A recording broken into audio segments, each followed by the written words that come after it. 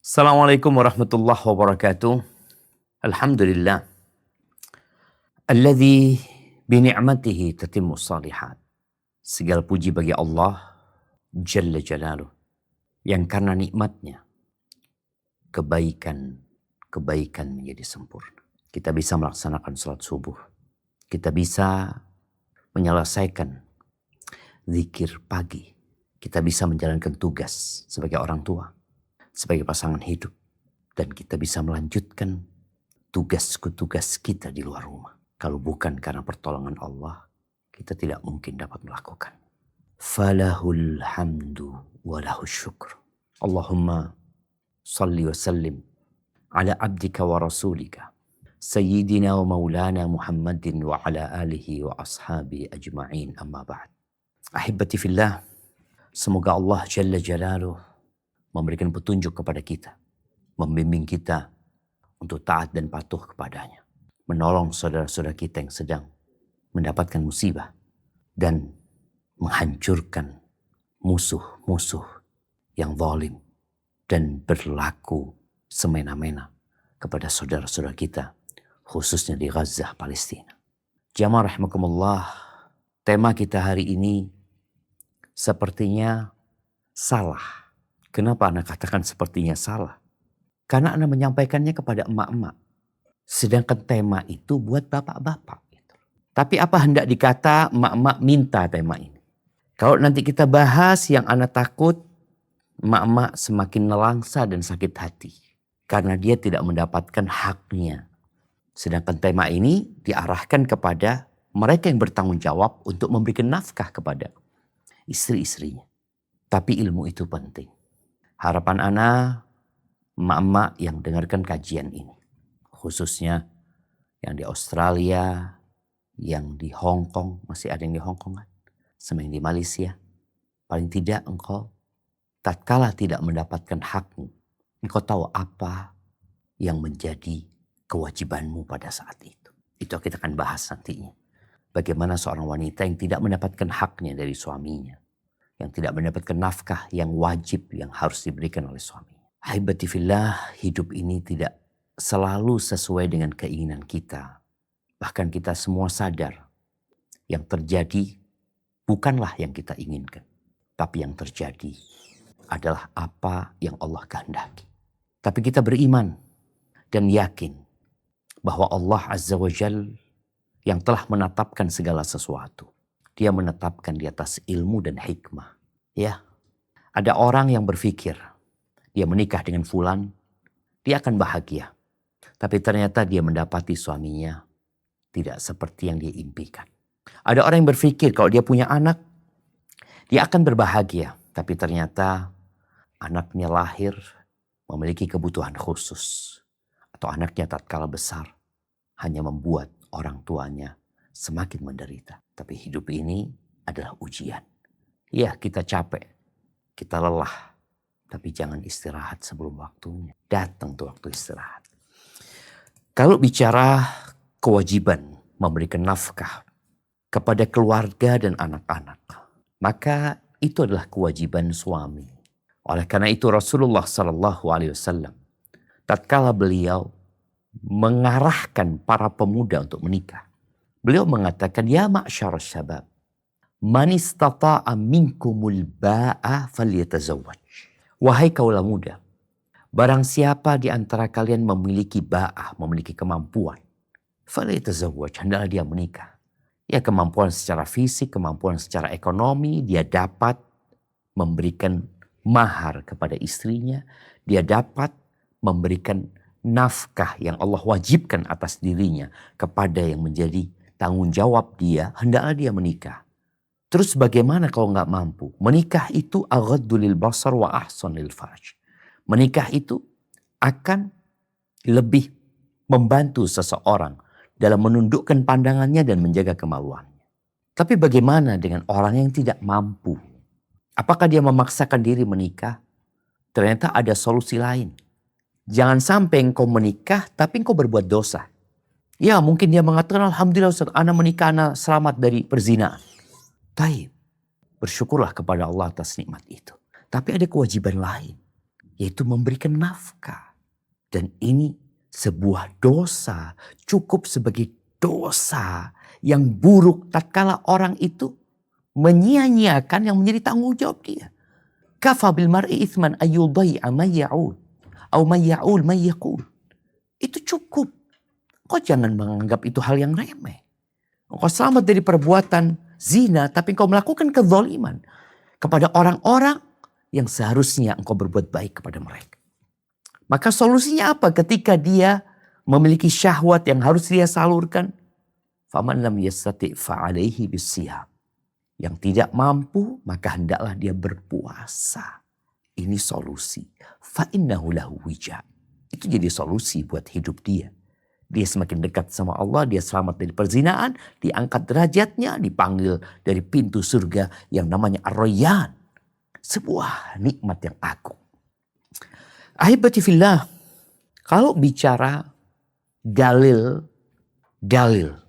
dari Al-Quran dan Sunnah yang mewajibkan suami memberikan nafkah kepada istrinya, ana rasa para suami sudah tahu. Tapi kadangkala mereka lupa. Kadangkala kecintaan kepada dunia membuat dia memikirkan dirinya dan melupakan keluarga. Coba kita buka firman Allah di surat An-Nisa ayat 34. Yang ayat ini menjadi ayat kebanggaan bagi kaum laki-laki. Coba kita baca. A'udzubillahi minasyaitonirrajim. Ar-rijalu qawwamuna 'alan nisa'i bima faddalallahu ba'dahum ala ba'din wa bima anfaqu min amwalihim. Fassolihatu qanitatun hafizatun lil ghaibi bima hafidallahu wallati takhafuna nusyuzahunna fa'idhuhunna wahjuruhunna fil madaji'i wadribuhunna fa'in ata'nakum fala tabhu alaihinna sabilan innallaha kana aliyan kabira. Kaum laki-laki itu adalah pemimpin bagi kaum wanita. Oleh karena Allah telah melebihkan sebagian mereka laki-laki atas sebagian yang lain wanita. Dan karena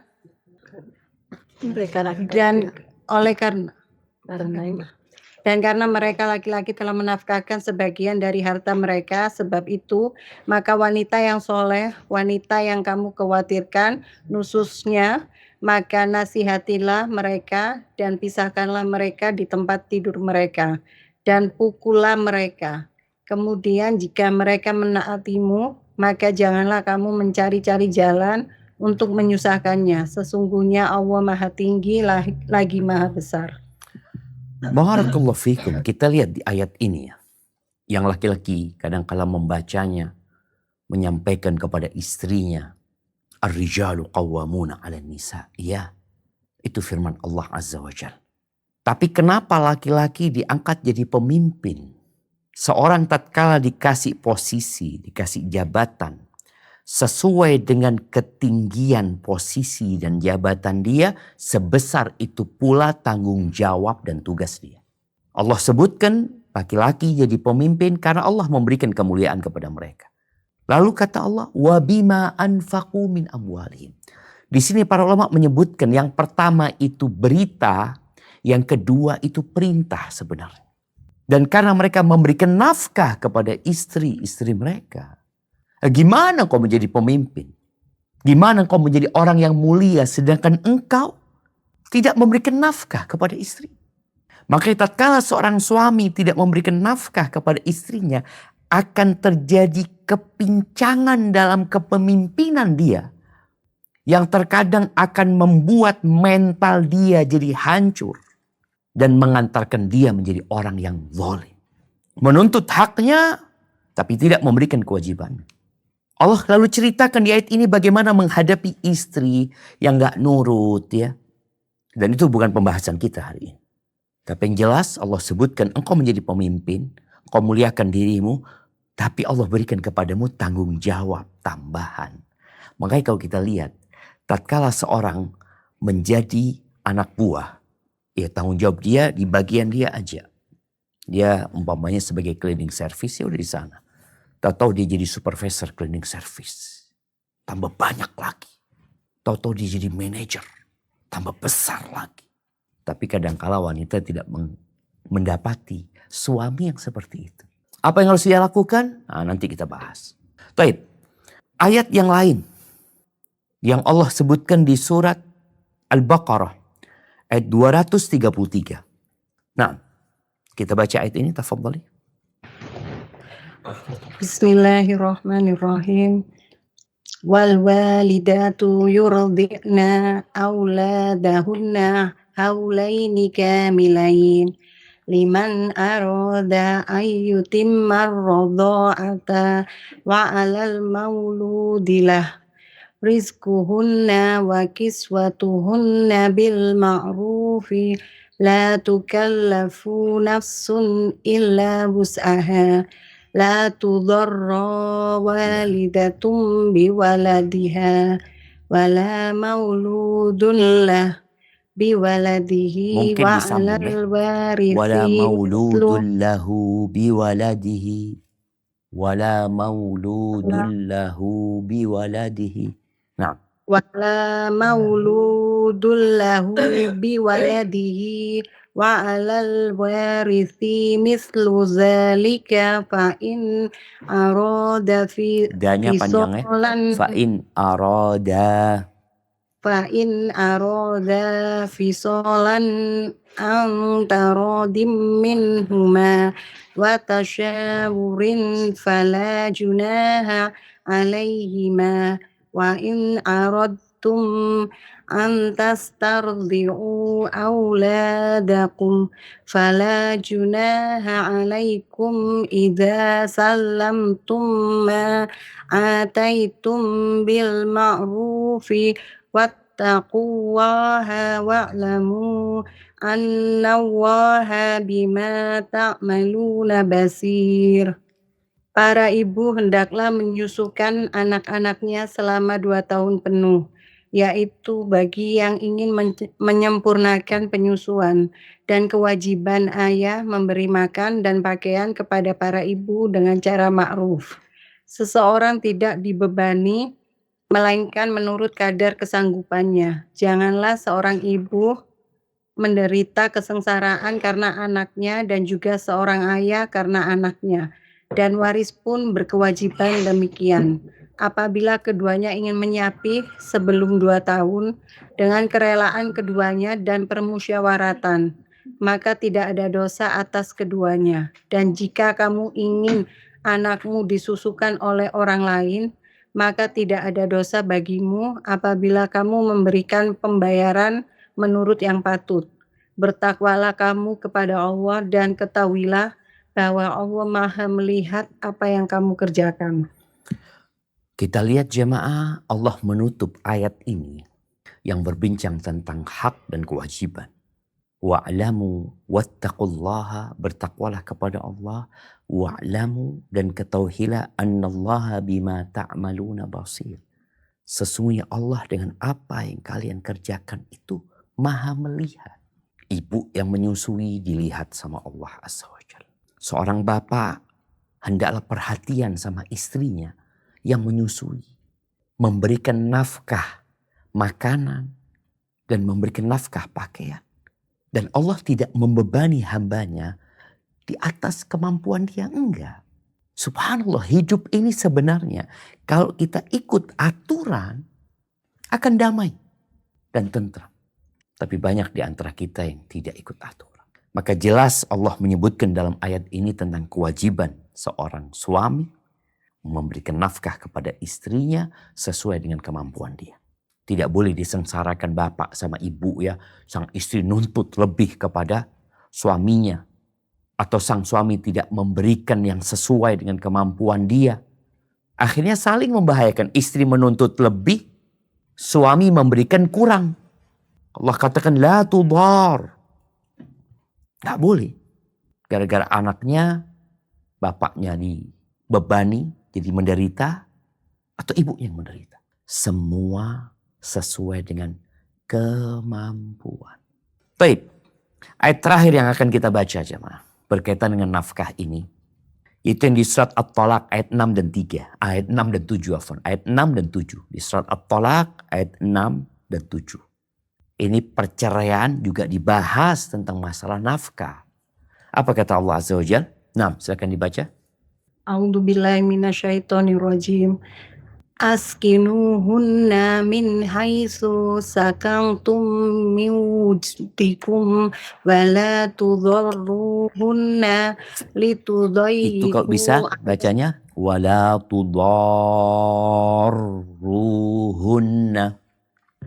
wala tudarruhunna litudayyiqu alaihinna wa in kunna Ulat.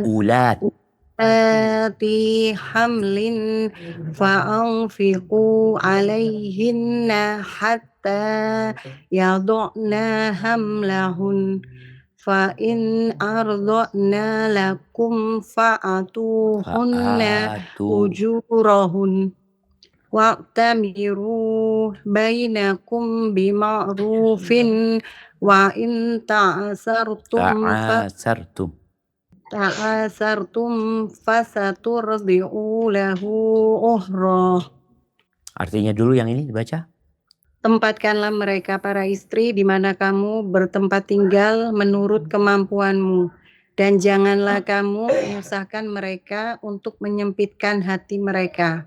Dan jika mereka istri-istri yang sudah ditalak itu sedang hamil, maka berikanlah kepada mereka nafkahnya hingga mereka bersalin. Kemudian jika mereka menyusukan anak-anakmu untukmu, maka berikanlah kepada mereka upahnya. Dan musyawarahkanlah di antara kamu segala sesuatu dengan baik. Dan jika kamu menemui kesulitan, maka perempuan lain boleh menyusukan anak itu untuknya. Lanjutkan. Liyunfiq du sa'atim min sa'atihi wa man qudira alaihi rizquh falyunfiq mimma atahu Allahu la yukallifu Allahu nafsan illa ma ataha sayaj'alu Allahu ba'da usrin yusra. Hendaklah orang yang mampu memberi nafkah menurut kemampuannya, dan orang yang disempitkan rizkinya hendaklah memberi nafkah dari harta yang diberikan Allah kepadanya.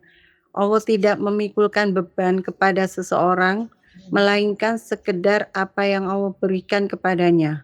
Allah kelak akan memberikan kelapangan sesudah kesempitan. Masya Allah, barakallahu fiik. Ini ayat-ayat yang menjelaskan tentang wajibnya seorang suami memberikan nafkah kepada istrinya. Apa nafkah yang diberikan? Sandang, pangan, papan. Artinya kebutuhan dia harus dipenuhi. Yang lainnya kita tahu dalam kehidupan ini ada kebutuhan primer, ada kebutuhan sekunder. Maka yang menjadi kewajiban yang harus dipenuhi adalah kebutuhan primer. Orang kalau nggak makan mati. Orang kalau nggak berpakaian auratnya terbuka, boleh jadi dia sakit. Orang kalau nggak punya tempat tinggal, di mana dia akan tinggal? Itu kebutuhan manusia. Adapun kebutuhan-kebutuhan lainnya, ada kebutuhan yang sekunder. Kalau kita melihat para ulama ketika menjelaskan kadar wajibnya, itu ngikutin apa? Karena semua ayat yang kita baca bil ma'ruf, dengan cara yang ma'ruf, dengan cara yang patut. Kalau kita melihat Imam Malik dan Abu Hanifah, mereka memandang kondisi perempuan. Engkau berikan nafkah sesuai dengan kebutuhan dia. Artinya kalau dia anak orang kaya berbeda dengan anak orang miskin. Kalau dia ternyata biasa di rumah orang tuanya, ada pembantu yang melayani, maka engkau berikan pembantu kepada dia. Jadi yang dilihat kondisi perempuannya. Ini dalam madhab Malik dan Abu Hanifah. Adapun Al-Imam Syafi'i rahimahullahu ta'ala, beliau berpendapat enggak.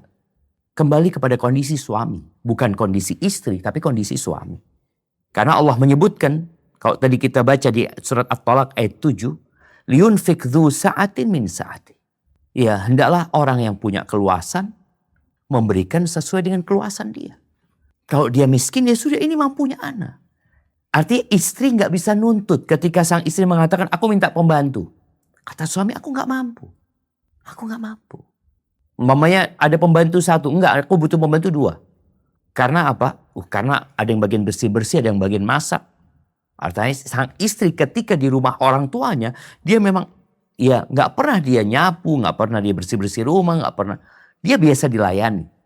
Wallahu a'lam bishawab. Kalau Anda melihat pendapat Al-Imam Syafi'i atau menggabungkan dua hal itu, ketika seorang suami punya kemampuan, ya engkau lihat istrimu ini, dia punya kemampuan sang suami. Istrimu seperti apa? Oh, istrimu ternyata biasa dapat pembantu. Maka engkau berikan pembantu dan engkau mampu untuk memberikan itu. Ahibati fillah. Sebagian suami berpikir bahwa nafkah yang dia berikan kepada istrinya itu tidak bernilai pahala. Tadi kita bicarakan ini kewajiban. Dan di dalam agama kita ada skala prioritas. Di mana Allah Azza wa Jalla lebih mencintai yang wajib-wajib daripada yang sunnah. Dalam sebuah hadits qudsi, Allah mengatakan, وَمَا تَقَرَّبَ إِلَيَّ عَبْدِي بِشَيْءٍ أَحَبَّ إِلَيَّ مِمَّا افْتَرَضْتُهُ عَلَيْهِ. Tidaklah hambaku mendekatkan dirinya kepadaku dengan sesuatu yang lebih aku cintai daripada yang aku perintahkan, yang aku wajibkan. Nggak ada. Itu lebih Allah cintai.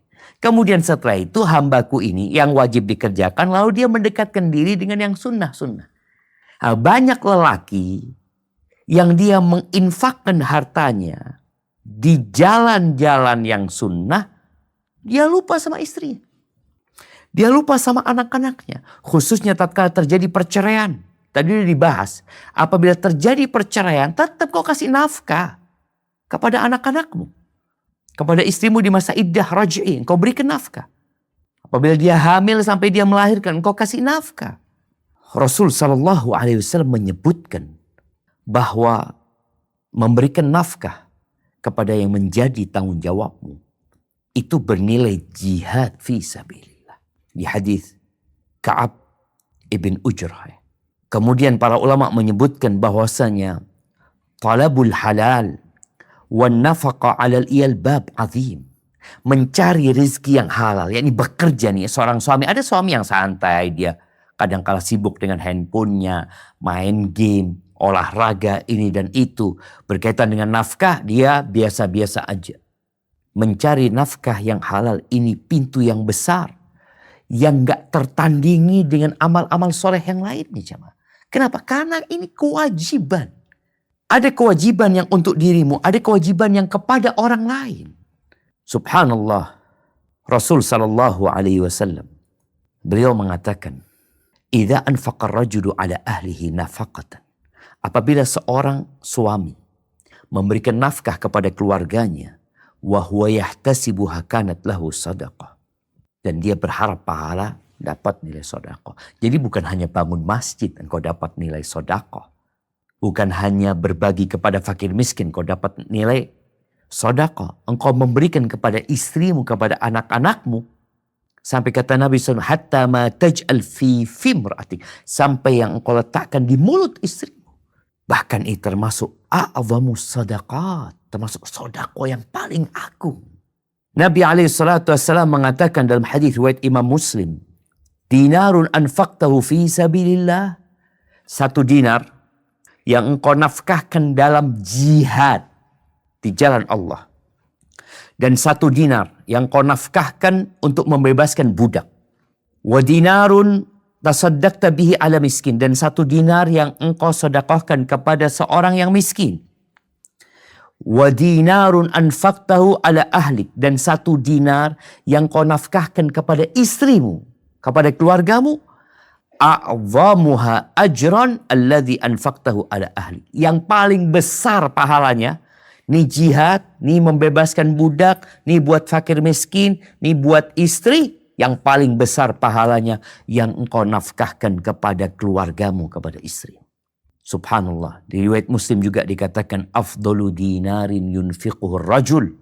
Sebaik-baiknya dinar yang dinafkahkan oleh seorang suami, seorang lelaki, dinarun yunfiquhu ala iyali.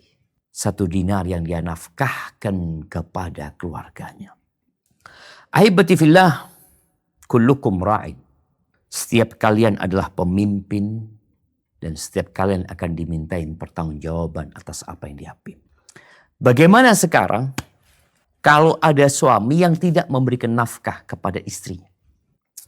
Ima dia mampu tapi dia bakhil. Istri boleh ngambil nih. Dia mampu tapi dia bakhil, tidak memberikan yang cukup. Ima dia memang gak mampu. Apa yang harus dilakukan? Para ulama menyebutkan bahwa sang istri punya 3 pilihan. Pilihan pertama, dia minta pisah. Pernikahannya dia batalin sama suaminya. Karena suaminya tidak memberikan nafkah. Pilihan yang kedua, dia bersabar. Dan dia masih melayani suaminya. Pilihan yang ketiga, dia tetap mempertahankan status pernikahannya. Tapi dia tidak lagi melayani suami. 3 pilihan ya. Dia, anak akan bacakan ya. Dari kitab Al-Muhadzab dalam fikih Imam Syafi'i. Dikatakan, wa in ikhtarat al-maqam ba'da al-i'sar.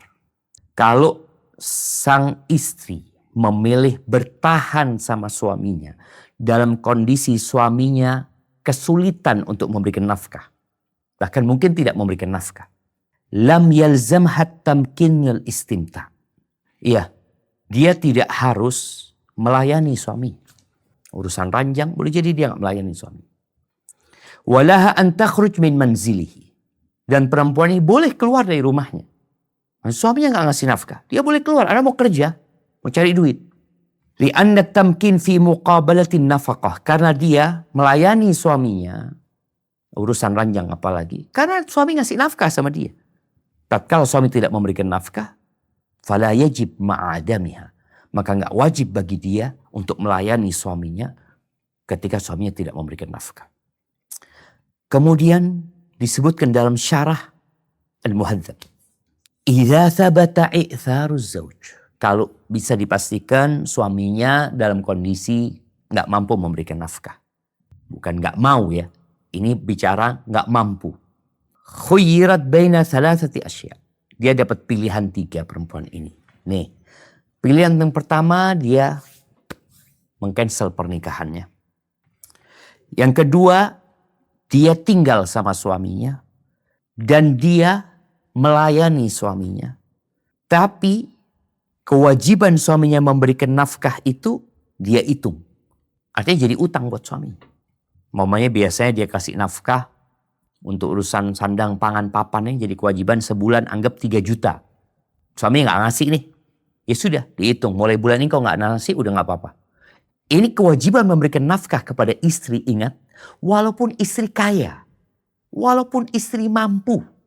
Ini bicara kewajiban suami. Jadi sang istri tadi ketika dia punya kemampuan. Aku hitung kok. Kau gak ngasih nafkah sama aku dihitung. Sebulan 3 juta. Umpamanya setahun 36 juta. Ketika suami dapat warisan umpamanya. Dia bisa tagih kepada suaminya. Ini pilihan yang kedua. Kemudian artinya pilihan yang kedua ini dia tetap mempertahankan pernikahannya, melayani suaminya dan dia menerima suaminya tidak memberikan nafkah, tapi dia menghitung. Artinya dia tidak mengikhlaskan. Kalau dia mengikhlaskan selesai. Ini kondisi dia tidak mengikhlaskan berarti dicatat. Yang ketiga, wa baina an tuqima 'ala nikah walakin la yalzamuha an tumakkinahu min nafsiha bal takhruj min manzilihi. Yang ketiga dia mempertahankan pernikahannya. Tapi dia nggak wajib melayani suaminya. Tapi dia keluar dari rumahnya. Disebutkan. Li'anna tamkin innama yajib 'alaiha bi badli nafaqah. Sang istri punya kewajiban melayani suaminya. Karena suami memberikan nafkah kepada dia. Ini ingat kalau kita bicara hak dan kewajiban. Kalau sudah bicara mengikhlaskan lain lagi ceritanya. Maka dia tidak wajib melayani suaminya karena suaminya tidak memberikan nafkah kepada dia. Wala tastahiqu fi dhimmatihi nafaqa fi waqti infiradiha anhu. Dan ketika sang istri pergi ke rumah orang tuanya umpamanya, maka sang suami nggak wajib ngasih nafkah. Karena istri pergi. Tidak seperti yang kedua terhitung hutang. Kalau ini enggak, karena dia memang sang istri tidak melayani suaminya. Taib. Kemudian di kitab Kasyaful Qina disebutkan walahal maqam ala nikah, dan boleh sang istri mempertahankan pernikahannya, tinggal sama dia, wa man'uhu min nafsiha, tapi dia tidak melayani suaminya. Fala yalzamuha at-tamkinuhu walal iqama fi manzilihi. Dia tidak punya kewajiban untuk melayani suaminya, tidak pula tinggal di rumah suaminya, wa alaihi an la yahbisaha, dan suami juga nggak boleh dia menahan istrinya di rumah tersebut. Bal yada'uha taktasib walau kanat musirah. Tapi dia biarkan istrinya bekerja. Walaupun sang istri punya kemampuan. Dia mungkin punya orang tua kaya tapi dia mau bekerja, fadl, karena engkau tidak memberikan nafkah. Li'annahu lam yusallim ilaiha iwadal istimta'. Karena sang suami tidak memberikan kepada istrinya nafkah sebagai ganti dari pelayanan yang diberikan oleh istri. Ini jamaah sekali lagi, tatkala mereka bengkerengan ya, ribut masalah hak dan kewajiban. Yang kita harapkan mereka saling memahami, saling memaafkan, saling menerima. Berkaitan dengan hal terakhir yang kita bahas tadi tentang bagaimana seorang sikap istri kalau suami tidak memberikan nafkah. Tolong para istri menjadi orang yang bijak. Jangan sekedar menuntut hak lalu rumah tangga berantakan. Anak-anak jadi korban. Umpamanya, dia tahu suaminya nggak ngasih nafkah, artinya dia nggak mau melayani suaminya. Kalau suaminya faham agama, ngerti, insya Allah sang suami faham, iya, anak tahu. Itu menjadi hakmu, engkau tidak melayaniku karena aku tidak memberikan nafkah kepada. Itu kalau suaminya ngerti agama. Kalau suaminya nggak ngerti agama, yang ada KDRT nantinya, maka pilihannya fasakh pernikahannya. Membatalkan pernikahannya, bukan gugat cerai. Dibatalin pernikahan karena suami dianggap nggak mampu memberikan nafkah dia. Tapi ini nanti urusannya dengan pengadilan. Sehingga kadangkala seorang istri ingin memperbaiki suaminya dengan cara dia tidak melayani suaminya karena suami tidak memberikan nafkah kepada dia. Tapi ternyata yang terjadi kerusakan di dalam rumah tangga. Ahibati fillah, kalau bicara bab muamalat, kadangkala kita bicara hak dan kewajiban. Tapi ada bab lain dalam rumah tangga yang namanya ihsan. Itu berbuat baik. Berapa banyak istri yang dia tahu suaminya susah. Tapi dia tetap melayani suaminya, bahkan dia membantu suaminya untuk memenuhi kebutuhan rumah tangga. Di masa Nabi SAW terjadi suami-suami yang bukan malas ya, suami-suami yang mungkin penghasilannya sedikit. Kerjanya serabutan. Ketika dia bekerja, ada pekerjaan, dia bisa memberikan nafkah. Tapi tatkala tidak ada pekerjaan, dia akhirnya menganggur. Padahal dia sudah berusaha. Maka sang istri membantu suaminya dengan memberikan nafkah dalam rumah tangga. Bagaimana cerita Zainab, Imra'atu bin Mas'ud. Nabi SAW, beliau memberikan nasihat, tausiah, mau'izah kepada para wanita agar mereka bersedekah. Akhirnya Zainab ini datang kepada suaminya. Aku sepertinya gak bisa lagi bantu engkau dalam memenuhi kebutuhan rumah tangga. Artinya kan yang wajib kan suami, bukan istri. Aku ingin sedekah. Nih istri tidak mau bantu suaminya karena dia ingin bersedekah. Dia ingin dapat pahala sedekah, dia ingin diselamatkan dari api neraka ya. Kata Abdullah bin Mas'ud, gak apa-apa, kata dia, Allah tidak akan menelantarkan kita. Tapi engkau coba tanya sama Nabi SAW. Akhirnya bertanya kepada Rasul SAW. Datang ke rumah Nabi SAW, ketemu sama Bilal. Dia titip pertanyaan kepada Bilal. Dan disebutkan dalam athar tersebut, ada perempuan lain ternyata dari kalangan Ansar yang juga ingin menanyakan hal yang sama. Maka akhirnya bertanyalah Bilal kepada Nabi SAW. Dan istrinya Abdullah bin Mas'ud minta kepada Bilal supaya namanya dirahasiakan, yang sangat dekat sekali sama Rasul Shallallahu Alaihi Wasallam.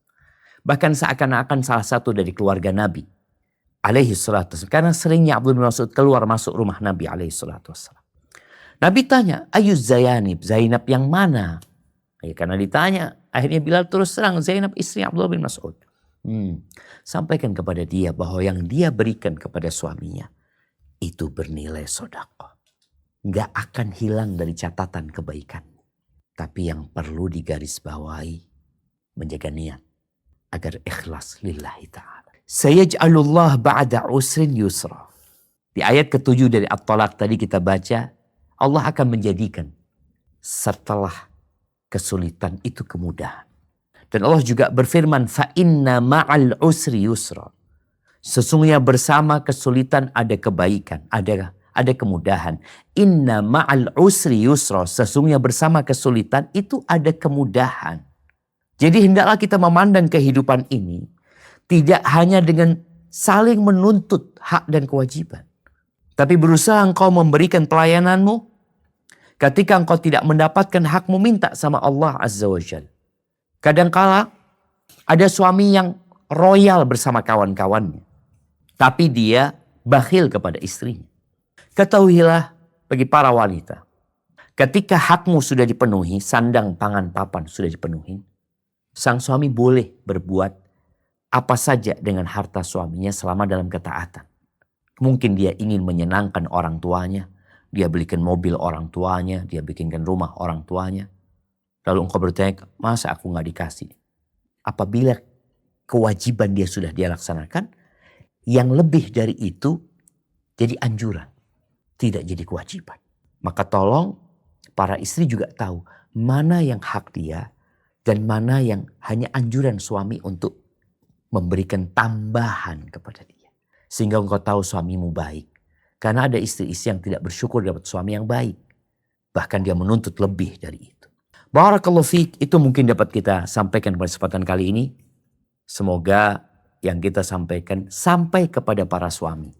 Tapi seperti yang hadir para emak-emak, maka semoga kalian bersabar ketika tidak mendapatkan hak-hak kalian. Mintalah kepada Allah Azza wa Jalla. Barakallahu fiik. Kita masuk ke sesi tanya jawab. Ana kembalikan ke moderator. Tafadhal. Assalamualaikum Ustadz. Pertanyaan pertama dari Sydney. Waalaikumsalam warahmatullahi wabarakatuh. Mau bertanya Ustadz, kalau ada orang yang ingin bercerai, anak banyak ya Ustadz. Nah biasanya kan hak anak itu di ibu kalau di bawah umur. Kalau seumpama sama ibunya dikasih ke bapak, ibunya mau mencari nafkah, gimana itu Ustadz? Masya Allah. Barakallahu fiik. Iya, ahibati fillah. Kalau bicara hak, maka boleh dia mengalah, memberikan haknya kepada suami. Ingat, ini bukan bicara kewajiban, tapi bicara haknya ibu. Jadi bapak nggak boleh ngambil hak. Tapi kalau ibu memberikan haknya kepada mantan suaminya, nggak apa-apa.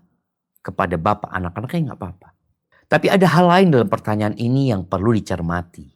Berkaitan dengan bercerai, anaknya banyak. Ingat, kewajiban memberikan nafkah kepada anak itu tidak pernah berubah dalam kondisi menikah atau bercerai. Karena tidak ada mantan anak. Hanya saja kita lihat di masyarakat kita, kadang-kala kalau anaknya ikut ibunya, bapaknya lepas tanggung jawab. Bakal ditanya loh. Bakal ditanya sama Allah Azza wa Jal. Dan itu dosa yang menakutkan. Ketika engkau menelantarkan orang-orang yang menjadi kewajibanmu. Ini sebuah kezaliman. Dan az-zulmu zulumat yaumil qiyamah. Kezaliman itu akan jadi kegelapan pada hari kiamat. Sang bapak mungkin menikah lagi. Dapat istri yang lebih cantik. Yang muda.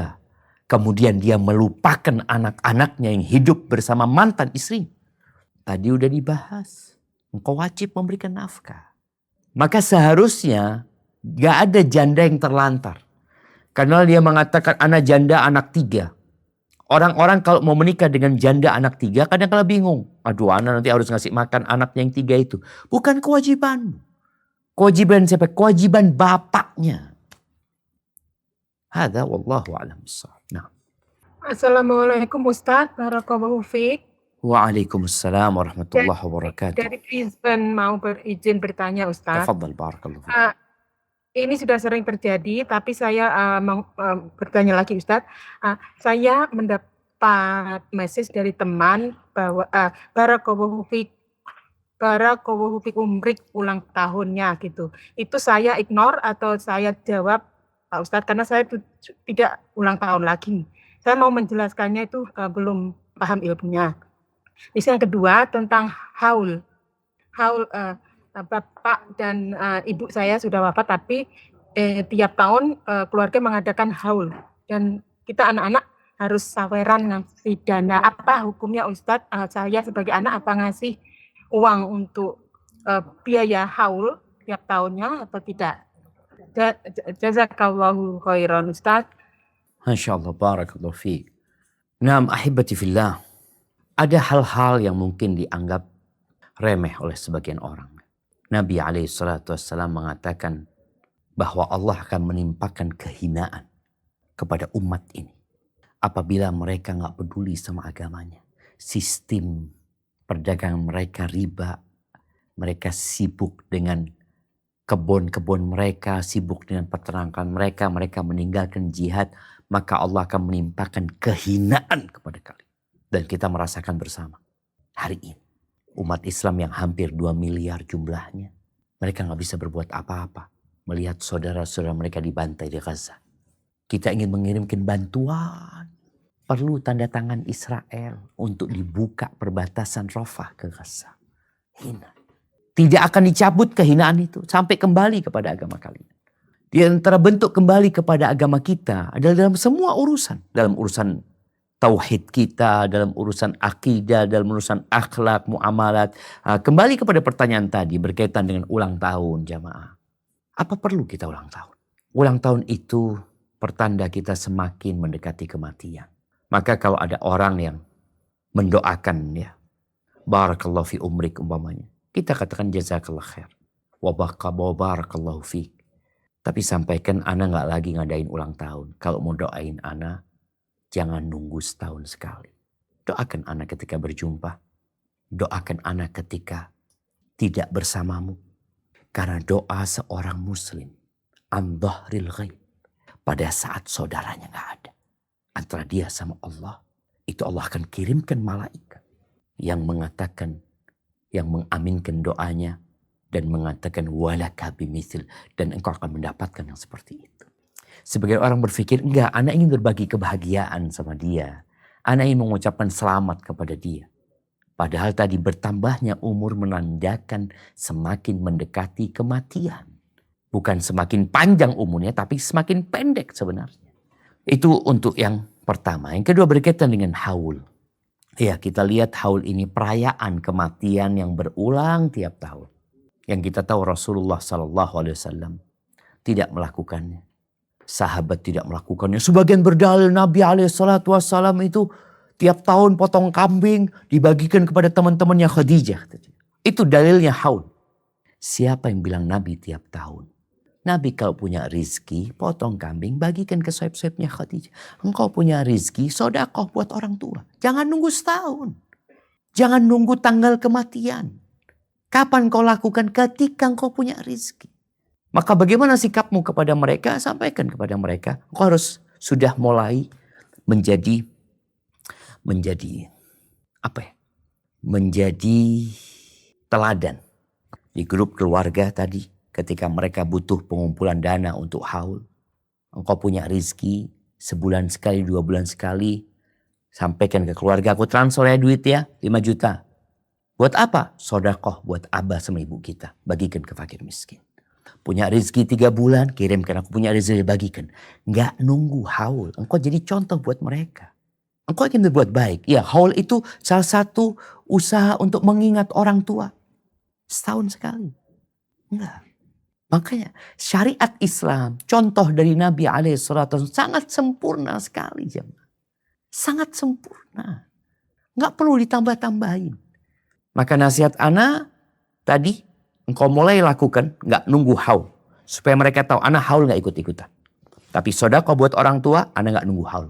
Aku titip nih. bagikan. Ketika mereka minta engkau sawer untuk ujian haul, afwan, enggak. Ana akan sodakoh tetap buat orang tua, tapi enggak nunggu haul. Aku akan titipkan kepada kalian. Hadza wallahu a'lam bissawab. Ya, Assalamualaikum Ustaz. Ini ada pertanyaan dari Pot Ustaz. Waalaikumsalam warahmatullahi wabarakatuh. Naam, tafadhali. Ada satu ibu rumah tangga.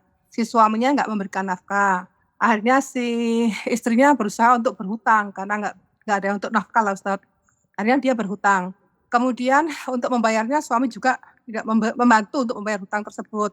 Maka si istri berusaha bekerja di luar negeri. Tetapi si istri suami tidak memberikan izin. Tapi si istri ini keluar lagi bersama mahramnya Ustaz. Naam. Usaha untuk bekerja untuk membayar hutang tersebut. Ini bagaimana hukumnya Ustaz? Barakallahu fiik. Iya. Tadi udah kita baca ya penjelasan para ulama bahwa tatkala seorang suami tidak memberikan nafkah kepada istrinya. 2, dia tetap mempertahankan pernikahannya. Dia tetap melayani suaminya. Dan mungkin tadi boleh jadi dia bekerja, boleh jadi dia ngutang, yang semuanya itu nanti dibebankan kepada suaminya. Ini yang berkaitan dengan nafkah ya. Ketika suami punya duit, engkau bayarin semua ini. Ini kewajibanmu, buatkan kewajibanku. Artinya sang istri berhutang untuk kebutuhan rumah tangga. Untuk nafkah. Nanti yang bayar siapa? Suaminya.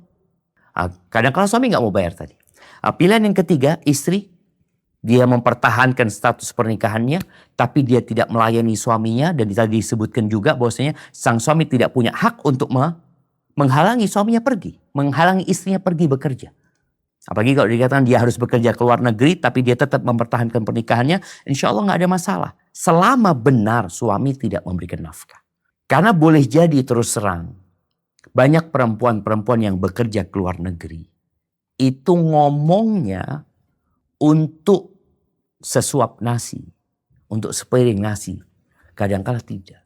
Kadangkala dia ingin lebih. Kadangkala yang ia lakukan adalah karena panas sama tetangganya. Tetangganya pulang dari luar negeri. Maka itu kenapa banyak perempuan akhirnya kerja ke luar negeri. Apakah karena suaminya tidak memberikan nafkah? Kadangkala suaminya memberikan nafkah sesuai dengan kemampuan suami. Tapi istri ingin lebih. Istri kepingin punya rumah. Padahal nggak harus punya rumah. Suami bisa ngontrak. Istri kepingin punya mobil, kepingin bergaya ini dan itu. Maka di sini hendaklah permasalahannya didudukkan benar-benar. Kalau bicara sang suami merasa istrinya melakukan pelanggaran, zalim, ana sudah memberikan nafkah. Sang istri mengatakan enggak diberi nafkah, ana berhutang. Oh, dia berhutang untuk kesenangan bukan untuk kebutuhan. Jadi apabila terjadi pertikaian, ini urusannya ke mahkamah, ke qadhi. Tapi kalau bicara secara hukum agama, tadi udah disebutin. Kalau seorang istri tetap mempertahankan pernikahannya dengan suami yang tidak memberikan nafkah, tidak memberikannya. Dia mempertahankan pernikahannya, maka dia punya hak untuk keluar dari rumahnya dan bekerja untuk cari nafkah. Sang suami tidak boleh menghalangi dia. Kalau dia mau menghalangi istrinya, kasih nafkah. Seperti itu jamaah. Itu penjelasan yang tadi kita baca ya. Wallahu a'lam bishawab. Nah. Assalamualaikum warahmatullahi wabarakatuh. Waalaikumsalam Kita warahmatullahi mau wabarakatuh. nanya, semisal kita dapat bunga di bank,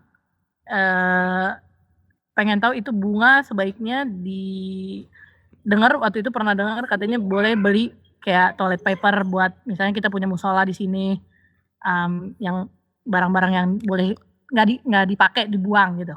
Nah, Benar atau tidak? Masya Allah. Jamaah, bunga.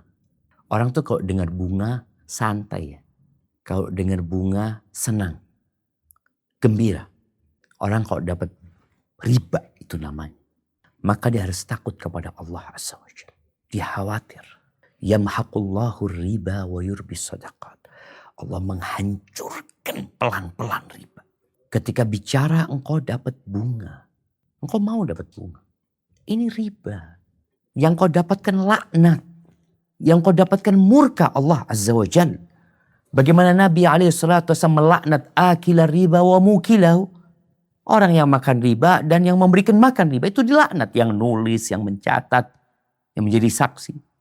Tapi bagi orang-orang yang terpaksa, ingat terpaksa, dia meletakkan uangnya di bank yang ada ribanya.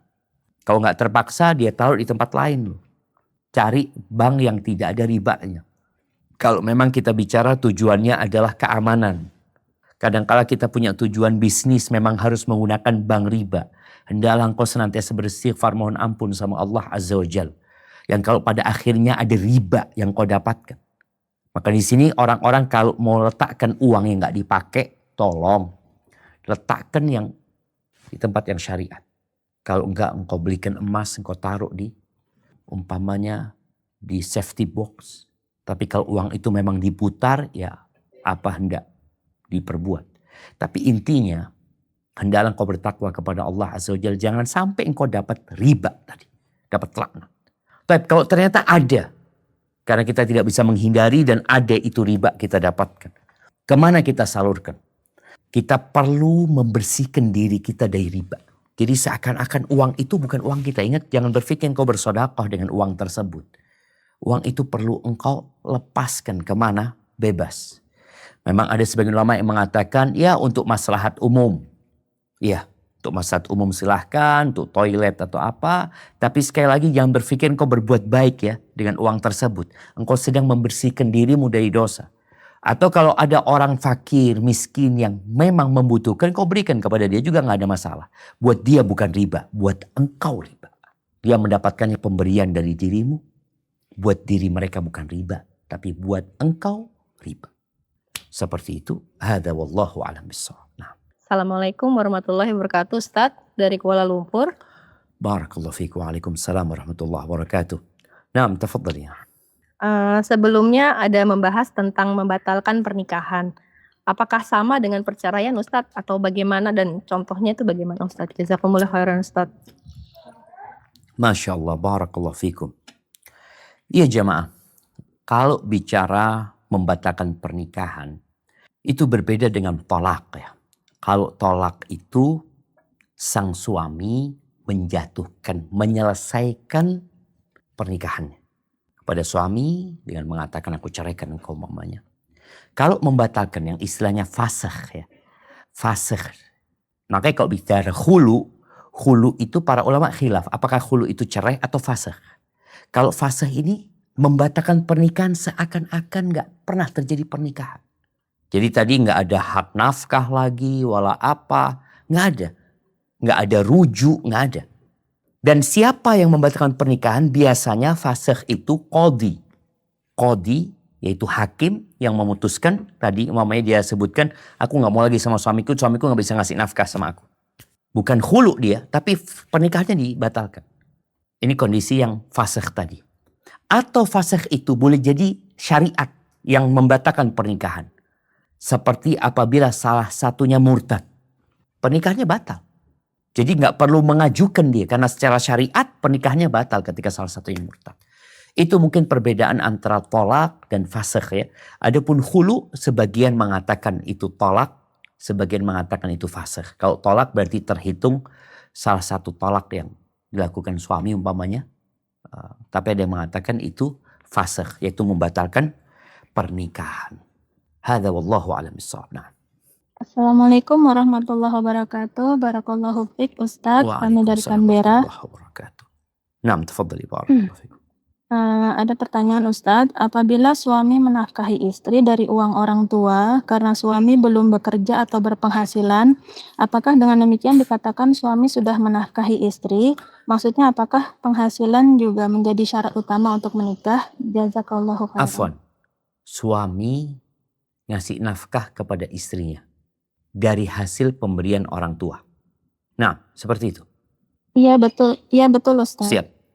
Nah, ahibati fillah, kita tahu rizki itu ada dua macam. Rizki itu ada yang dicari dan ada yang mencari. Umpamanya seorang suami dapat warisan dari orang tuanya. Bukan pemberian tadi ya. Warisan, pemberian. Artinya rizki yang nggak dia cari. Tahu-tahu ditransfer sama orang tua. Pertanyaannya, jadi milik siapa uang itu? Jadi milik suami. Jadi tidak perlu dibahas tentang sumber dana tersebut selama dana itu halal. Suami halal dikasih sama orang tua. Suami dapat warisan dari orang tua. Dan itu jadi milik dia. Ketika jadi milik dia, dia boleh beli yang dia inginkan tanpa dia bermusyawarah dengan siapapun. Karena milik dia. Dia boleh memberikan hadiah kepada siapa yang dia inginkan. Dia boleh bersedekah dengan harta tersebut. Dan dia juga punya kewajiban memberikan nafkah kepada istrinya. Jadi sang istri tidak perlu sibuk membahas ini uang dari pemberian orang tuanya. Yang perlu engkau tanyakan kepada dirimu, engkau dapat gak aku? Ya dapat Ustaz. Ana dapat nafkah dari suami. Cukup iya. Cuma suami ini males Ustaz. Dia dapat uang itu dari orang tuanya. Oke, itu antara suamimu.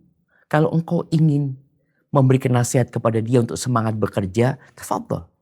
Tapi secara kewajiban nafkah suami ketika dihisap pada hari kiamat, apakah engkau memberikan nafkah kepada istrimu? Ya dia memberikan nafkah. Sang istri tidak bisa gugat. Dia mengatakan enggak, suamiku enggak ngasih nafkah. Ngasih nafkah. Oh, tapi dari pemberian orang tuanya, itu bukan urusanmu.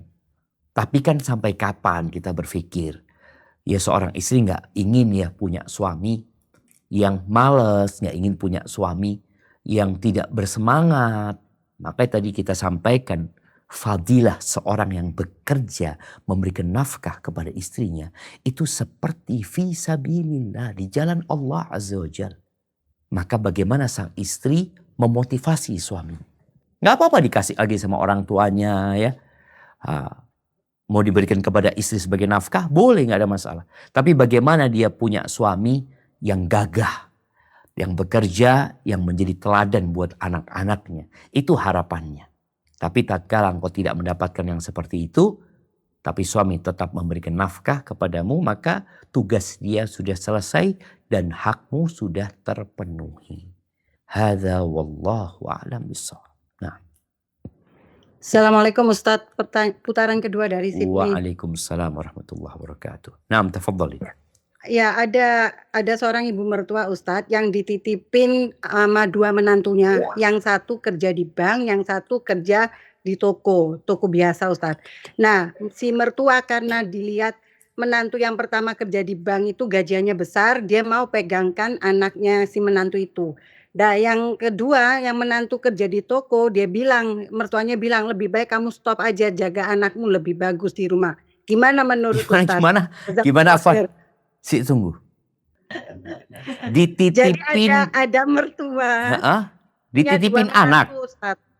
Bukan anak menantu, dua-duanya ini anak menantu Ustadz. Oke. Dititipin anak. Bukan titipin fulus ya, dititipin cucu Ustadz. Siap. Dari keduanya. Ya, jazakallah khair Ustadz. Masya Allah, barakallahu fi. Ahibati fillah, itulah menyebabkan kehinaan umat Islam.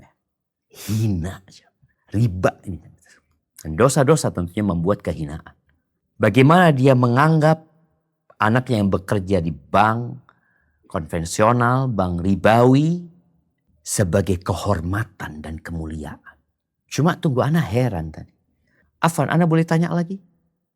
Silakan Ustadz. Itu emaknya kemana kok dititipin ke neneknya? Dua-duanya bekerja Ustadz. Yang satu bekerja di bank, yang satu di toko biasa Ustadz. Dua-duanya suami istri berarti? Iya, suami istri bekerja. Menantunya Dua belah pihak ini Ustadz. Iya, kalau bicara tadi mertua tadi umpamanya dia melihat kemuliaan, kehormatan ketika anaknya kerja di bank dapat duit banyak, ini padahal itu sebenarnya laknat yang dia dapatkan dan kehinaan. Maka tugas kita bagaimana memahamkan orang tua. Tapi secara umum hendaklah seorang anak itu tidak ngerepotin ibunya. Tadi dia yang bikin anak, dia punya anak titipin ke neneknya. Ya lebih baik dia nggak kerja. Nasihat dari neneknya benar. Walaupun tadi urusan nenek mungkin urusan fulus. Tapi nasihat neneknya kepada ibunya anak-anak itu, engkau lebih baik gak usah kerja. Engkau sibuk ngurusin anakmu. Karena itu kewajiban memang. Tadi kita jangan sampai menelantarkan kewajiban kita gara-gara urusan dunia juga. Maka nasihat anak, Bagaimana mereka bisa memberikan nasihat kepada yang riba tadi untuk bertobat kepada Allah Azza wa Jalla dan memahamkan neneknya bahwa yang dilakukan oleh anak dan menantunya adalah perbuatan yang dimuliakan Allah Azza wa Jalla. Adapun yang dilakukan oleh anak dan menantunya yang kerja di toko adalah sesuatu yang halal ya, walaupun hasilnya sedikit insya Allah berkah. Tapi sebagai ibu, itu nenek ya, sebagai ibunya, maka engkau seharusnya nggak menitipkan anakmu kepada nenek. Kesian, dia sudah capek, dikasih fulus sedikit. Maka lebih baik engkau sibuk mengurus anakmu, membesarkan anak-anak dan merawatnya. Tapi mungkin Ustadz nggak cukup Ustadz. Maka Anda bantu suami. Membantu suami dalam mencari nafkah tidak harus dengan bekerja. Di antaranya dengan memperbanyak istighfar. Di antaranya dengan memperbanyak doa. Di antaranya dengan bertakwa kepada Allah Azza wa Jalla. Ada banyak pintu-pintu rizki, kunci-kunci rizki yang tidak hanya dengan bekerja. Apalagi engkau punya tanggung jawab anak. Maka biarkan suamimu yang bekerja, engkau fokus mendidik anak-anakmu. Insya Allah berkah. Hadza wallahu a'lam bissawab. Nah. Dari Pak nggak ada ya? Langsung aja, kalau nggak ada langsung ke KL please. Assalamualaikum warahmatullahi wabarakatuh, Ustaz. Waalaikumsalam warahmatullahi wabarakatuh.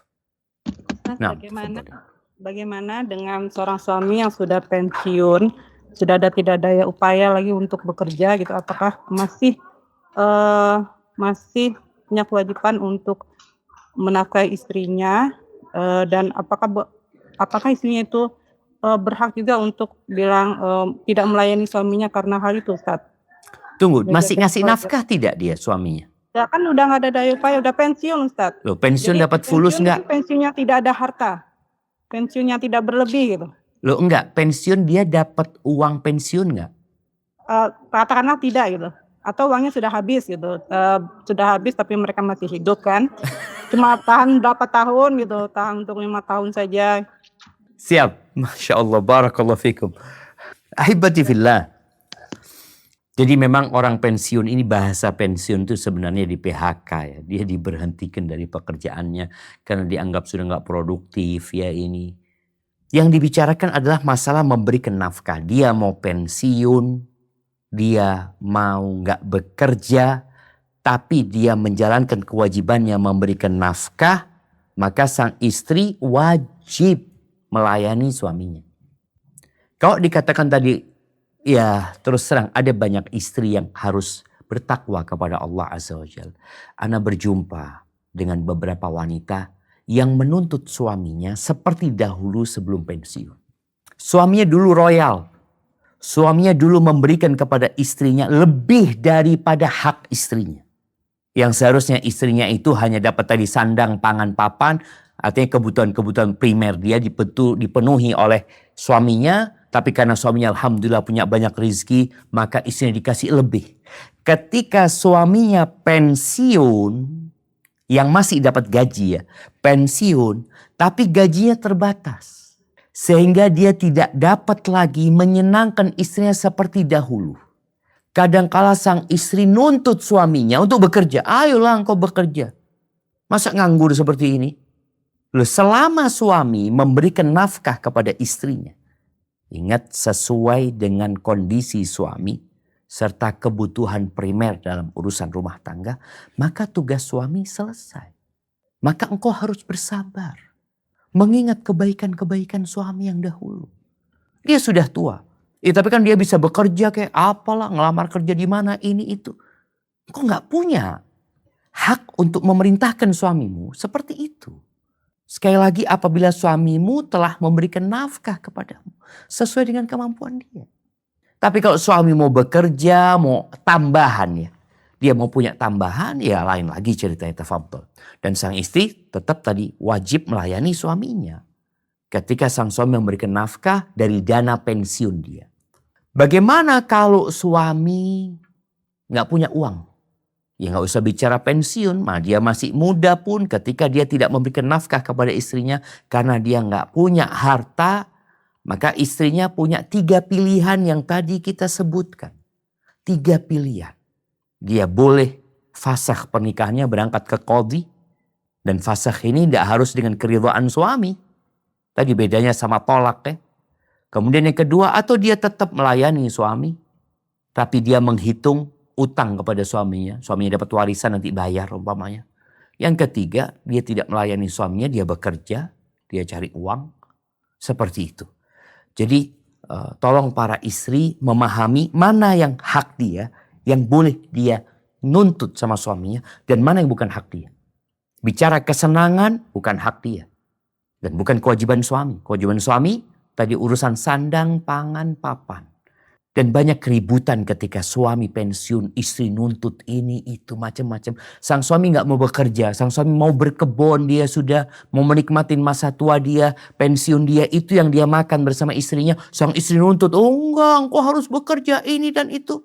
Tolong perhatikan hal itu, sehingga engkau tidak menzalimin suami. Suami tidak boleh dizalimin dan istri juga tidak boleh dizalimin. Sama-sama. Hadza wallahu a'lam bissawab. Nah, Melbourne. Gak ada pertanyaan? Halo, gak ada suara ya? Jazakallah khair. Assalamualaikum Ustadz, mungkin dari Canberra dulu. Siap. Waalaikumsalam warahmatullahi wabarakatuh. Ya, Nah, Ustadz, tafadhali Canberra. kami ada pertanyaan Ustadz. Mungkin mohon sebelumnya afwan jika di luar tema. Pertanyaannya adalah bagaimana cara memotivasi anak agar gemar belajar agama dan beribadah, karena anak-anak zaman sekarang kalau dikeraskan mereka menjauh dan jika dilembutkan banyak alasan. Mohon nasihatnya Ustadz, jazakallah khairan. Allahu Akbar jamaah. Ya, ujian orang tua tuh beda-beda ya. Kalau ujian orang tua kita dulu, anaknya sering gak pulang. Karena main di luar, ya main di sawah. Anda masih ingat biasanya anak kalau pulang SD itu, anak gak pulang ke rumah. Ini cerita orang tua, cerita sepupu. Jadi anak sebelum sampai rumah, tas, sepatu sama baju seragam anak titipin ke sepupu ini biar dia pulang. Kenapa? Karena anak mau main. Main di sawah, ya ini, itu, pulang udah belepotan kita seperti itu. Itu ujian orang tua dulu. Anaknya sering gak pulang. Bermain ya. Anak-anak SD waktu itu. Sekarang ujiannya beda. Anak itu ada di rumah, tapi dia berselancar entah ke benua yang mana. Sibuk dengan handphonenya. Sibuk dengan yang dia tonton. Apa yang harus dilakukan orang tua? Yang pertama berdoa mohon sama Allah Azza wa Jalla. Wallah jamaah, kita tidak akan pernah dapat melewatin ujian-ujian yang ada tanpa bantuan Allah Azza wa Jalla. Bicara kiat-kiat yang diberikan oleh para pendidik, iya. Kita ambil, kita pelajari, tapi tetap yang pertama dan utama minta tolong sama Allah Azza wa Jalla. Maka doanya dikencengin. Ujunubni wa bani an na'budal asnam. Hindarkan aku dan anak keturunanku dari menyembah berhala-berhala. Rabbi ja'alni muqimas salah wa min dzurriyyati. Jadikan aku dan anak keturunanku orang-orang yang mendirikan salat. Rabbana hablana min azwajina wa dzurriyyatina qurrata a'yun waj'alna lil muttaqina imama. Terus berdoa mohon sama Allah. Yang kedua, tambah ibadah. Tambah kualitas dan kuantitas ibadah. Bagaimana Sa'id Ibn al-Musayyib, dia mengatakan kepada anaknya, la azidanna fi salati. Aku akan tambah salatku dengan harapan Allah menjagamu. Yang ketiga, menjalin hubungan yang dekat sama anak. Kadangkala ngajarin anak berhadap-hadapan. Iya gak apa-apa. Tapi tarik dia supaya dekat dengan dirimu. Ada chemistry antara orang tua sama anak ya. Sehingga anak itu tahu ibunya ini cinta sama anak. Sayang sama anak. Atau anaknya dudukkan di pangkuannya sambil diajarin. Ajak anak-anak bermain. Bermain. Bukan disuruh bermain. Tapi diajak bermain. Banyak orang tua punya banyak mainan. Dia siapkan mainan buat anaknya. Anaknya dilepas di sana. Disuruh main. Engkau kemana? Hadirlah engkau bersama anakmu. Sehingga anak itu tahu ibunya cinta dan sayang sama dia. Ibunya mau bermain sama dia. Ya, jangan sampai orang tuanya juga sibuk dengan handphonenya. Kemudian ada waktu-waktu khusus yang diberikan buat anak-anak. Ya, bermain dengan handphonenya, nonton sesuatu yang bermanfaat.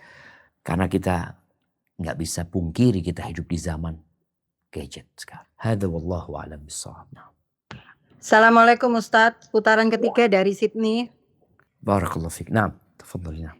Ada pertanyaan titipan Ustadz. Ada satu kondisi kedua orang tua ini yang udah retired gitu Ustadz. Nah anak-anaknya ini alhamdulillah berhasil semua. Jadi nafkah yang diberikan untuk istri kan nggak bisa lagi. Jadi diambil alih oleh anak-anaknya Ustadz. Nah si ibu ini kepingin menanyakan bagaimana suaminya ini apakah nanti dimintain tanggung jawab oleh Allah atau enggak Ustadz? Jazakallah khair. Masya Allah, barakallahu fiik ya. Ada dua hal ya. Yang pertama, Nabi SAW mengatakan, Anta wa maluka li abik. Engkau bersama hartamu milik bapakmu. Jadi anak yang memberikan nafkah kepada ibunya ya, insya Allah itu sudah mewakili nafkah yang seharusnya bapak berikan kepada ibunya. Karena hartanya anak ada hartanya bapak. Bapak boleh ngambil harta anaknya dengan cara yang baik. Tapi boleh jadi sang bapak tidak ngambil karena anaknya sudah beri kepada ibunya. Sehingga cukup itu dia lakukan. Atau hal yang kedua, sang anak bisa memberikan kepada ayahnya. Dan inilah ya, Ana ingin memberikan satu tips buat para anak ya. Orang tua itu jangan ditanya mau apa. Jangan. Mereka kalau ditanya mau apa seakan-akan mereka jadi beban buat anaknya. Tapi berikan kepada orang tua harta. Ayah ini fadl ayah. Fadl. Ibu dikasih, ayah dikasih. Ayah mau apa? Ya fadl. Soalnya kalau orang tua itu harus minta sama anaknya. Kesian. Dia memandang hidup ini sebagai penderitaan. Karena dia menjadi beban buat anak-anaknya. Minta ini, minta itu. Tapi berikan harta kepada orang tua. Sehingga orang tua merasa dia masih punya harta. Dia bisa berbagi dengan cucunya. Dia bisa bersedekah. Dia bisa sumbang masjid. Maka itu mungkin yang bisa lakukan seorang anak. Jadi seorang suami yang kalau anaknya sudah memberikan kepada ibunya, nafkah kepada ibunya, insya Allah sang bapak tidak ditanyain lagi. Karena hak itu sudah dia berikan. Disebabkan hartanya anak adalah hartanya bapak. Dan bapak tidak perlu ngambil karena sang anak sudah memberikan. Tapi mungkin yang lebih baik buat anak-anak berikan kepada bapak. Sebagaimana kau memberi kepada ibu, beri kepada bapak. Ya disitulah mungkin ayah akan memberikan nafkah. Atau kalau sang ibu sudah dikasih nafkah sama anaknya. Semoga itu sudah mencukupin nafkah yang harus dia berikan. Karena sekali lagi. Anta wa maluka li abik. Engkau bersama harta modal milik anakmu ya. Hadza wallahu a'lam bissawab. Nah.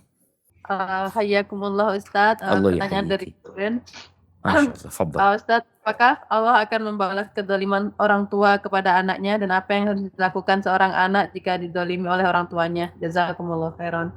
Masya Allah. Barakallahu fiik. Kalau bicara kezaliman. Kezaliman itu bisa terjadi dari orang tua kepada anak. Dan bisa terjadi dari anak sama orang tua. Yang namanya kezaliman dari anak ke orang tua tentunya lebih dahsyat dosanya. Lebih besar dosanya. Kenapa? Karena orang tua yang sudah melahirkan, membesarkan dia. Tahu-tahu anak itu durhaka. Tapi kezaliman dari orang tua kepada anak tetap kezaliman. Tetap kezaliman dan akan ada hisab pada hari kiamat. Nanti. Dan kalau bicara yang namanya kezaliman, Allah mengharamkan kezaliman. Allah yang telah memberikan segalanya kepada manusia, Allah mengharamkan kezaliman atas dirinya. Allah gak akan menzalimin hambanya. Maka Allah katakan, fala tadzalamu, kalian jangan saling menzalimi. Jangan saling menzalimi. Maka orang tua gak boleh menzalimin anaknya. Dan kezaliman adalah salah satu dosa besar. Dan akan dihisab pada hari kiamat. Tapi apa sikap anak tatkala menghadapi orang tuanya yang zalim?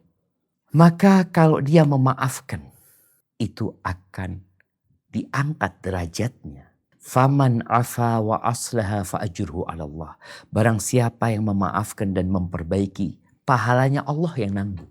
Artinya kalau ada orang menzalimin kita, kita memaafkan, Allah yang nanggung. Bagaimana kalau orang tua kita yang menzalimi dan orang tua kita punya jasa besar, punya budi yang luas sekali kepada kita ketika kita kecil dan kita lupa mungkin dengan kebaikan-kebaikan orang tua, maka Allah akan berikan pahala yang besar. Jadi sikap anak hendaklah dia bersabar, memaafkan orang tuanya, dan itu akan menjadi pahala yang besar bagi dia. Dan sekali lagi, tidak ada kebaikan yang terlupakan jamaah.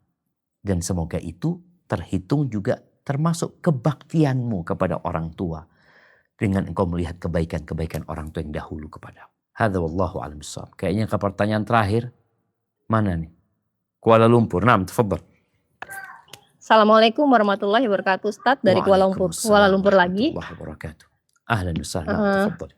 Menyambung pertanyaan yang tadi Ustadz yang membatalkan pernikahan. Apakah ini berlaku untuk nikah siri Ustadz? Sementara kalau kita menikah di KUA itu kan sudah ada buku nikah, sudah ada status pernikahan di negara didaftarkan gitu. Sebagaimana status anaknya Ustadz? Iya. Begitu Ustadz. Jazakumullah khairan Ustadz. Nah, Masya Allah. Kalau bicara nikah siri, ya pada masa lalu pernikahan juga nggak dicatat. Baru sekarang aja pernikahan itu dicatat, kemudian ada mahkamah yang menaungi untuk hal itu. Ya kalau bicara fasakh pun dengan nikah siri tetap bisa terjadi. Boleh jadi terjadi dengan cara, ya kalau dengan syariat ya ada dua tadi kita sampaikan. Fasakh itu dengan qadhi, dengan hakim atau dengan syariat. Kalau dikatakan tadi yang berkaitan nikah siri suaminya tidak memberikan nafkah, ya memang urusannya ini harus dengan qadhi. Urusannya harus dengan hakim.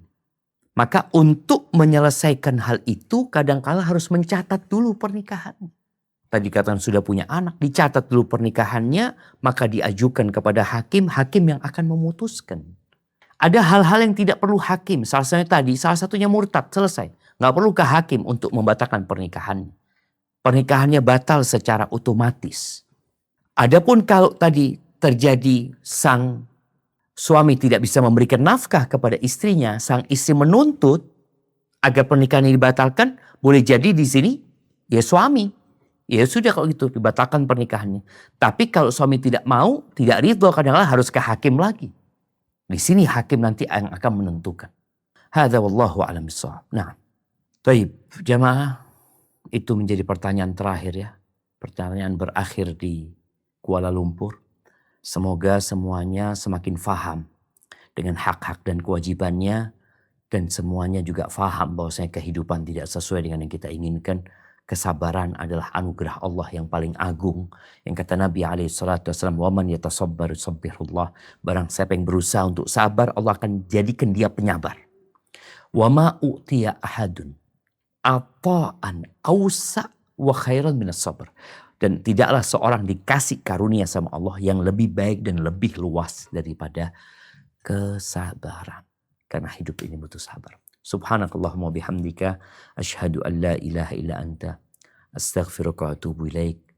Wassalamualaikum warahmatullahi wabarakatuh.